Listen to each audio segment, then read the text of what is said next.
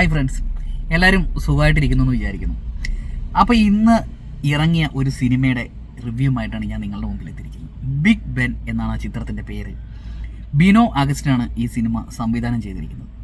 ഞാൻ ഒട്ടും പ്രതീക്ഷിക്കാതെ കാണാൻ ഇടയായ ഒരു സിനിമയാണ് ബിഗ് ബെൻ. ഞാൻ ഈ ചിത്രത്തിൻ്റെ പോസ്റ്ററുകളൊക്കെ ഞാൻ പല സ്ഥലങ്ങളിലും കണ്ടായിരുന്നു.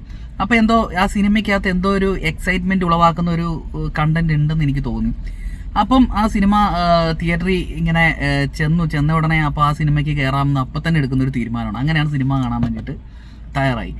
അപ്പോൾ അവിടെ ചെന്ന് കഴിഞ്ഞപ്പോൾ ആ സിനിമ ഫസ്റ്റ് സ്റ്റാർട്ട് ചെയ്തു. ഈ സിനിമയിൽ മെയിൻ വേഷം കൈകാര്യം ചെയ്തിരിക്കുന്നത് അനു മോഹനാണ്. അനു മോഹനെ നമുക്ക് എല്ലാവർക്കും അറിയാം. വിനു മോഹൻ്റെ ബ്രദറാണ്. ശോഭ മോഹൻ എന്ന് പറയുന്ന ഗ്രേറ്റ് ആക്ട്രസിൻ്റെ മകനാണ്. അപ്പം ആ സിനിമ ഞാൻ കണ്ടു.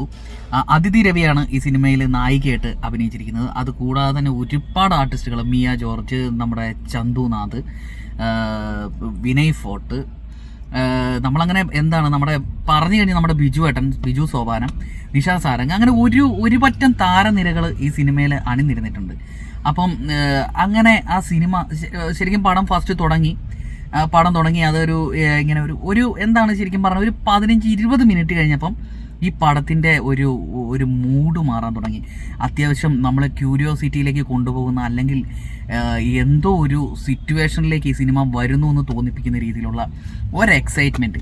അങ്ങനെ ശരിക്കും എന്താണ് അതിൻ്റെ ഒരു ഇൻ്റർവെൽ ആയപ്പോഴത്തേനും ആ സിനിമയുടെ ഒരു പീക്ക് ലെവലിൽ നമ്മളെന്താണ് ശരിക്കും പറഞ്ഞാൽ ഭയങ്കര ക്യൂരിയോസിറ്റിയിൽ നമ്മളെ കൊണ്ട് നിർത്തിയ ഒരു ഇൻ്റർവെല്ലായിരുന്നു.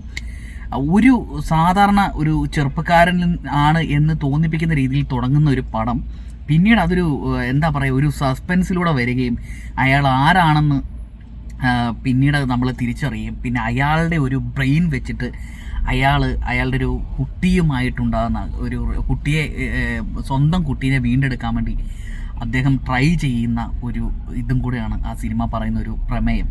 ഇത് സിനിമ കേരളത്തിൽ തുടങ്ങി പിന്നെ മറ്റു രാജ്യത്ത് നടക്കുന്ന ഒരു സംഭവമായിട്ട് വന്ന് വീണ്ടും നമ്മുടെ കേരളത്തിലേക്ക് തിരിച്ചു വരുന്ന ഒരു സംഭവമാണ് ഇത്. എന്ന് വെച്ചാൽ അതിൻ്റെ ഒരു പ്ലോട്ട് പറഞ്ഞു കഴിഞ്ഞാൽ നമ്മൾ ശരിക്കും ആ സിനിമയുടെ ഒരു അതിൻ്റെ ഒരു ജീവൻ നമ്മൾക്ക് കാണുന്ന ആൾക്കാർക്ക് കിട്ടില്ല.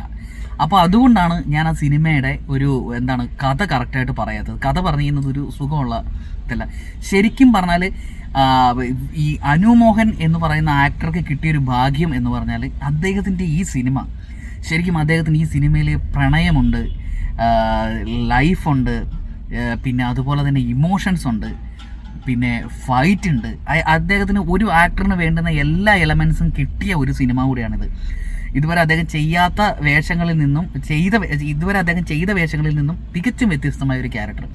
അതുപോലെ തന്നെ ചന്തുനാഥിൻ്റെ ക്യാരക്ടർ വളരെ സൂപ്പർ ഒരു ക്യാരക്ടറാണ് അദ്ദേഹം ചെയ്തിരിക്കുന്നത്. പിന്നെ വിനയ് ഫോർട്ട്, ഇപ്പം നമ്മൾ ഈ അടുത്തിടയിൽ വിനയ് ഫോർട്ട് ചെയ്യാത്ത രീതിയിലുള്ളൊരു ക്യാരക്ടർ, അതെനിക്ക് ഭയങ്കര ശരിക്കും ഒരു രസമുള്ളൊരു പരിപാടിയായിട്ട് തോന്നി. പിന്നെ എന്ന് പറഞ്ഞാൽ നമ്മൾ ആ സിനിമയിലുള്ള ആർട്ടിസ്റ്റുകളെല്ലാവരും ഒരു വേറിട്ട ഒരു രീതിയിലാണ്. അതിഥി രവി നന്നായിട്ടുണ്ടായിരുന്നു. പിന്നെ ആ ചിത്രത്തിൽ അഭിനയിച്ചിരിക്കുന്ന ഒരു കൊച്ചു കുട്ടിയുണ്ട്, അതിൻ്റെ പെർഫോമൻസ് നല്ലതാണ്. പിന്നെ ബാക്കി ആ സിനിമയിൽ കുറേ വിദേശരായിട്ടുള്ള ആക്ടേഴ്സ് അഭിനയിച്ചിട്ടുണ്ട്, അവർ നന്നായിട്ടുണ്ട്. ശരിക്കും പറഞ്ഞു കഴിഞ്ഞാൽ ഒരു ഭയങ്കര എക്സ്പെക്റ്റേഷൻ നമ്മൾ പ്രെഡിക്റ്റ് ചെയ്യേണ്ട, നമ്മൾ തിയേറ്ററിൽ പോയി നന്നായിട്ട് എൻജോയ് ചെയ്യേണ്ട, വലിയ ആർട്ടിസ്റ്റുകളൊന്നുമില്ലാത്ത ഒരു ചെറിയ പടം. ആ ഒരു രീതിയിൽ കണ്ടാൽ മതി. ചെറിയ പടം എന്ന് പറയുമ്പം അതിൻ്റെ ബഡ്ജറ്റ്, അതിൻ്റെ ആർട്ടിസ്റ്റിൻ്റെ വാല്യൂവിൻ്റെ ബേസിലാണ് ഞാൻ പറയുന്നത്. അല്ലാതെ പെർഫോം ചെയ്യാൻ കഴിവില്ലാത്ത ആൾക്കാരല്ല. നല്ല ആർട്ടിസ്റ്റുകൾ തന്നെയാണ് സിനിമയിൽ അഭിനയിച്ചിരിക്കുന്നത്. പക്ഷേ നമ്മൾ വലിയ താരങ്ങളുടെ പോസ്റ്ററുകൾ കണ്ടാൽ മാത്രം തിയേറ്ററിൽ പോയി സിനിമ കാണുള്ളൂ എന്ന് വിചാരിക്കുന്ന ആൾക്കാരോട് പറയാനുള്ളൊരു സംഭവമാണ്, ഈ സിനിമ ഒരിക്കലും മിസ് ചെയ്യരുത്. നമുക്ക് ഫാമിലിയായിട്ട് കാണാൻ പറ്റുന്ന ഒരു രസമുള്ള ഒരു സിനിമ, ഒരു കുടുംബ ചിത്രം, അത് നന്നായിട്ട് ഈ സിനിമയിൽ വർക്കായിട്ടുണ്ട്. അപ്പോൾ എല്ലാവരും ഇനി ഇതിൻ്റെ കൂടുതൽ കാര്യങ്ങളിലേക്ക് പോയിട്ട് കഥയിലേക്ക് വരേണ്ടി വരും. അപ്പം എല്ലാവരും തിയേറ്ററിൽ പോയി കാണുക, അതിൻ്റെ ഒരു എക്സ്പീരിയൻസ് തിരിച്ചറിയുക. ഇപ്പം മലയാള സിനിമ ഇപ്പം സൂപ്പർ സിനിമകൾ മാത്രമാണ് മലയാളത്തിൽ വരുന്നത്. അതുകൊണ്ട് തന്നെ ഇറങ്ങുന്ന സിനിമകളെല്ലാം അത്യാവശ്യം നന്നായിട്ട് വരാറുണ്ട്. ഈ സിനിമ ശരിക്കും എനിക്ക് വർക്കായി. നിങ്ങളെല്ലാവരും തിയേറ്ററിൽ പോയി കാണുക, കണ്ടതിന് ശേഷം അഭിപ്രായം കമൻറ്റ് ചെയ്യുക. ബൈ.